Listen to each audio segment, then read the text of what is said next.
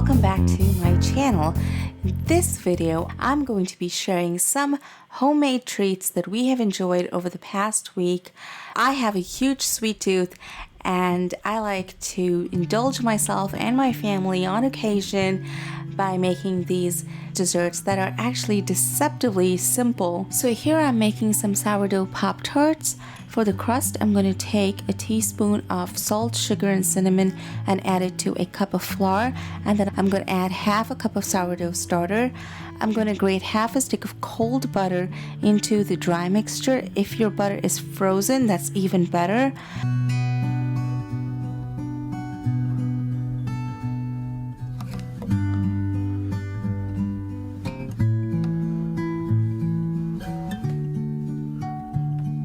Then I can just take a fork and start mixing it around until it forms little pea-sized balls. If your flour mixture is too crumbly, you can always add some ice water to it and it will stick together much better that way. I'm just going to start pressing it down with my hands so that it forms a nice ball. Then I'm going to take the dough, put it in a plastic bag, and stick it into the fridge overnight for when I am ready to use it. Now, if you are going to use it right away, at least let it chill for 2 hours.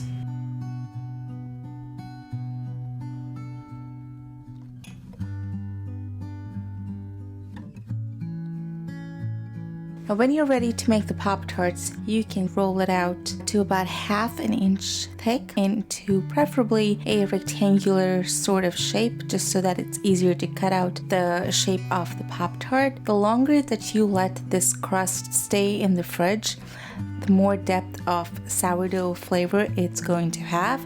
So even if you let it be in the fridge for a few days, that's okay. You can come back to it whenever you have the time to. Now that I have rolled out my dough, I am going to cut it out into strips, and you can use whatever filling you want. I have some strawberry jam, so that's what I'm going to be using right now for these Pop-Tarts. I've always sort of been intimidated by pastry making. It just seemed very, very complex. But now that I'm doing it, it doesn't seem as complicated, and to me the results are just so worth it. Now, if you know anything about pastry making at all, you know that you have to sort of work really quickly because the butter is going to start melting. You really want your crust to be cold when it hits the oven so that it creates the steam that creates the flakiness that we all really enjoy about a good crust.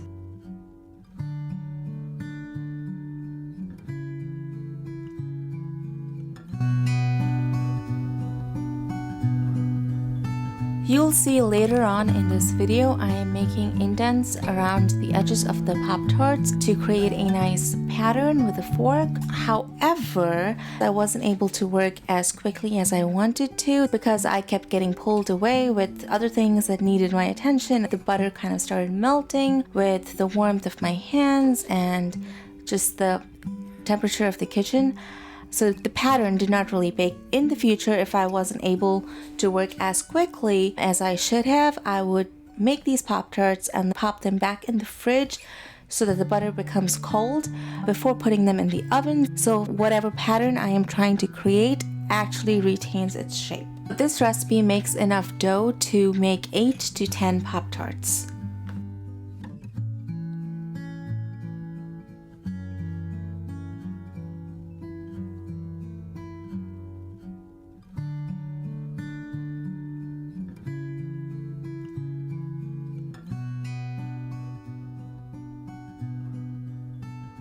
I am using an egg wash on top of the Pop-Tarts, and then I'm going to stick it into the oven, which is already preheated at 400 degrees, and it's going to stay there for about 8 to 10 minutes until it's brown on the edges and it looks cooked. I'm going to top up these Pop-Tarts with a simple sugar glaze made out of 1 cup of powdered sugar, 2 tablespoons of milk, a tablespoon of strawberry jam, and you can add whatever toppings you want on it. You can add sprinkles, you can add some shaved coconut.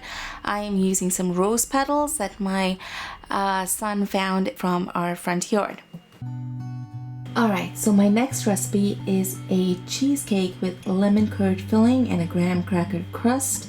I'm going to start with the graham cracker crust by blending together about 9 graham crackers, 1/4 cup of butter, and 1 cup of sugar. And then I'm going to take the powdered mixture and pour it into a springform pan and just sort of gently press it down with my fingers until the entire base is covered. And if you want thicker crust, you can add 2 or 3 layers of this powdered mixture to get a nice thick crust. I'm going to par bake the crust at 350 degrees for about 8 to 10 minutes. Now, lemon curd is one of those gourmet type things that seems kind of fancy and is very expensive if you were to just buy it outright, but it's actually really simple to make, and to me it tastes just like happiness in your mouth, like a drop of sunshine. It is so good. It's lemony, it's sweet. Adding it to a cheesecake just amplifies the nice lemony flavor of a cheesecake and makes it taste really good. So here I'm going to show you how to make lemon curd from scratch. I am going to start by separating the yolk of 6 eggs from the whites, and we're going to put the yolk in a pot and then just keep the whites for like an omelet or something the next day. Then I'm going to squeeze a fresh lemon. We need about a 1/4 cup of lemon juice for this recipe, and I'm just using a strainer over here to catch the seeds because we don't want that sort of mixed up in our curd.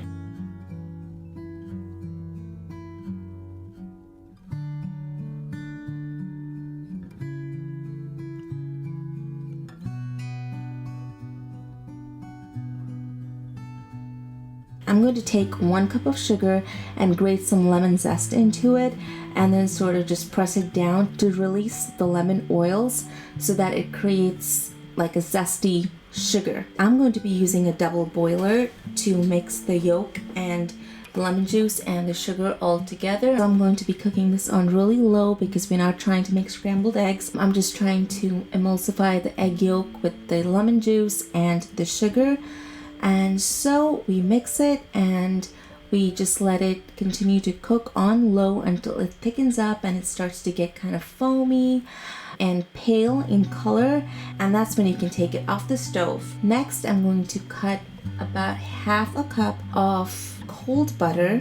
I'm going to cut the butter into little cubes and then add it to my egg and lemon juice mixture, and then I'm going to keep stirring. This is one of those recipes that really gives you an arm workout, so be prepared to be stirring for at least about 10 to 15 minutes until the whole thing thickens up. But I promise you, it is worth it. After the butter has sort of melted and is incorporated into the egg yolk mixture and it's kind of thick, you can stick it in the fridge for at least about 2 to 3 hours, and overnight is fine as well. And that's what the lemon curd looks like after it has been cooled down in the fridge.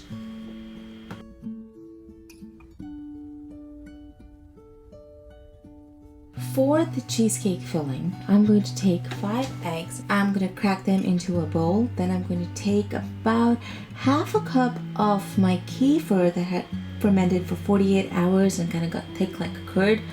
I'm going to add that to my eggs. I'm going to add 3/4 cup of sugar and vanilla essence, and then I'm going to take about 24 ounces of really softened cream cheese, and then I'm going to use my KitchenAid and stir it all together to make the batter. The sourness of the kefir, I think, complements the lemon curd really well, and it just adds some depth. It just adds to the overall flavor of the cheesecake. If you don't have kefir, you can use sour cream as well.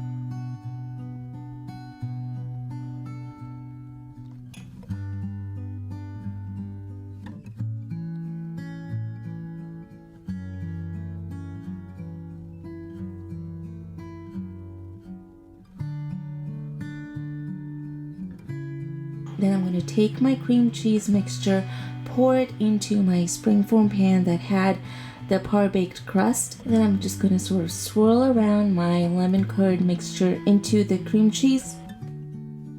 So to bake the cheesecake, I'm going to first let it bake at 350 degrees for about 40 to 50 minutes until the top just jiggles a little bit, and then I'm going to turn the oven off and let it sit in the hot oven for another hour or so. I will be using a pan of hot water that I'm going to just add to the oven as well to create a steam in the oven to help the cheesecake form really well. There's a lot that goes into homemaking other than just housekeeping and keeping things clean and tidy.